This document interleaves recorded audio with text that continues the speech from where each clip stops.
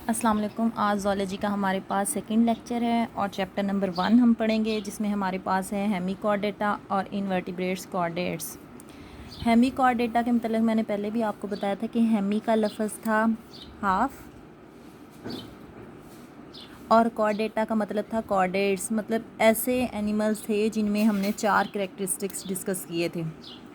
अब ये कैरेक्टर्स मैं आपको बाद में बताती हूँ, पहले मैं आपको हेमिकॉर्डेट्स के मतलब थोड़ा सा बता दूँ कि हेमिकॉर्डेट्स को जब हम लोग फाइलोजेनेटिक इसके रिलेशनशिप देखते हैं, फाइलोजेनेटिक रिलेशनशिप ये है कि हमने देखना है कि ये इवॉल्व कहाँ से हुए हैं या इनका एंसेस्टर कौन सा है। तो जब हम इनके कैरेक्टरिस्टिक्स देखते हैं तो इनके कैरेक्टरिस्टिक्स मिलते हैं जो इन्वर्टिब्रेट की लास्ट क्लास है आपके पास इकाइनोडर्म्स उसके साथ, और जब आप आगे वर्टिब्रेट्स में जाते हो तो हाईली जो क्लासिफाइड वर्टिब्रेट्स हैं, हाईली अडेप्टेड वर्टिब्रेट कॉर्डेट्स, उनके साथ मिलती जुलती है।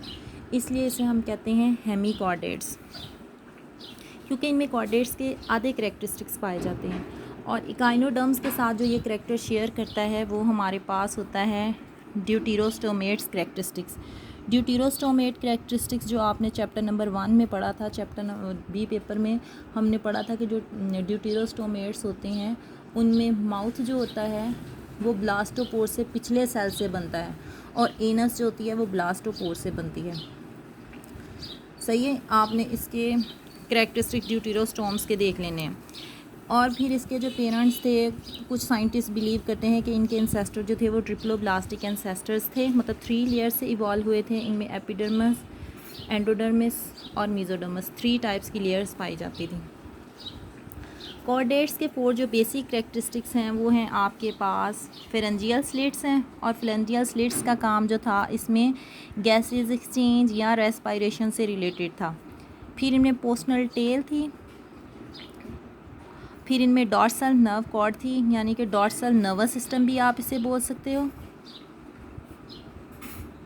जब आप अपनी मिसाल लेते हो या ह्यूमन बींग्स की मिसाल लेते हो या हाई कॉर्डेट्स या वर्टिब्रेट्स की मिसाल लेते हो तो हम में नर्वस सिस्टम जो है वो डॉर्सल होता है कि आपकी वो कमर वाली साइड पे है।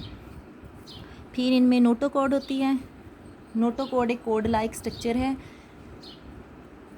जिसकी वजह से कॉर्डेट्स को हम लोगों ने कॉर्डेट्स का नेम दिया है। अब हम लोग देख लेते हैं हेमिकॉर्डेट्स की कुछ क्लासिफिकेशंस। हेमिकॉर्डेट्स की जब हमने क्लासिफिकेशन करनी है तो हम इसको 2 क्लासेस में डिवाइड करते हैं, क्लास इंटेरोप्न्यूस्टा और क्लास टेरोब्रांकिया।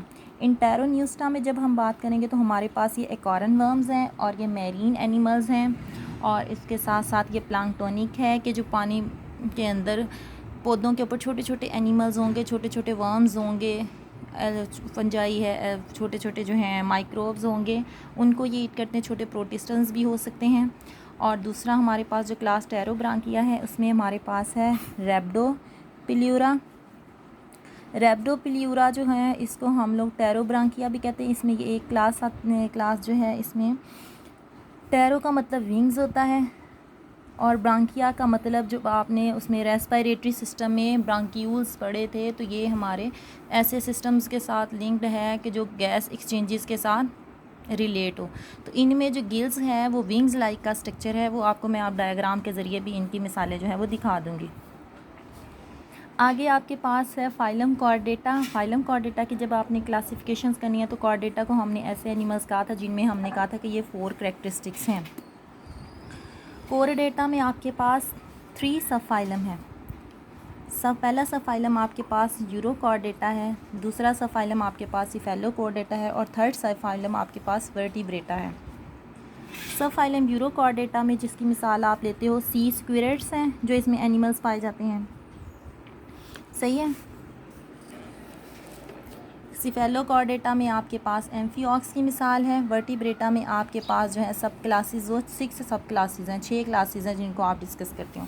जो यूरोकॉर्डेट्स के एनिमल्स हैं तो यूरोकॉर्डेट्स में आप उन एनिमल्स को लोगे जो यू शेप जो है बरो की फॉर्म में रहते हैं, उनके ऊपर जो एक शेल होता है या कवरिंग आप कह लो, जिस तरह बोरी लाइक स्ट्रक्चर आप कह लो कि उसके अंदर वो एनिमल रहते हैं इसे, और उस जो है उसका स्ट्रक्चर होता है, जो शेल होता है उसको हम लोग ट्यूनिक कहते हैं। और ये ट्यूनिक किस चीज़ की बनी होती है? सेलुलोज की बनी होती है। यूरोकॉर्डेट्स में जो है 2 कैरेक्टरिस्टिक्स जो मोस्टली हैं, नोटोकॉर्ड है और पोस्टनल टेल पाई जाती है। और ये जो है इसकी 3 सब जो है ये कॉर्डेट्स के करैक्टरिस्टिक्स इसमें पाए जाते हैं। नोटोकॉर्ड है, टेल है और इसके पास नर्व कॉर्ड है, और ये मोस्टली प्रेजेंट होती है फ्री स्विमिंग लार्वा स्टेजेस में। और आपके पास सिफेलोकॉर्डेट्स में हम एम्फीऑक्स की मिसाल लेते हैं। एम्फीऑक्स जो है बहुत इंपॉर्टेंट एनिमल्स हैं। जैसे आप लोग बायोलॉजी लैब में जब आप फर्स्ट ईयर या सेकंड ईयर की बात करते हैं तो हमारी लैब्स में होता है मेंढक को हम लोग as a laboratory specimen consider करते हैं। इसी तरह जब आप जोलॉजी लैब की बात करते हैं तो एम्फीऑक्स जो है ऐसा एनिमल्स है जिसे हम लोग लेबॉर्ट्री स्पेसिमन के तौर पर इस्तेमाल करते हैं। इसकी बॉडी जो होती है वो कंप्रेस्ड होती है, लेटरली कंप्रेस्ड मतलब ऐसे करके इसकी बॉडी होगी, सही है। इसमें 4 कॉर्डेट्स के करैक्टरिस्टिक्स पाए जाते हैं। वर्टिब्रेटा में आपके पास जो है वर्टिब्रल कॉलम होती है और इसमें 6 क्लासेस को आप डिस्कस करोगे, जिसमें पाइसिस फिशेस हैं, एम्फीबियंस हैं, रेप्टाइल्स हैं, बर्ड्स हैं और मैमल्स हैं। ये इसकी थोड़ी सी क्लासिफिकेशन है जो आपने याद करनी है, और इसके जो है जितनी मैंने आपको बताई है आपने इसी यहाँ तक रखना है। बाकी मैं आपको डायग्राम्स के ज़रिए इसको दिखा देती हूँ।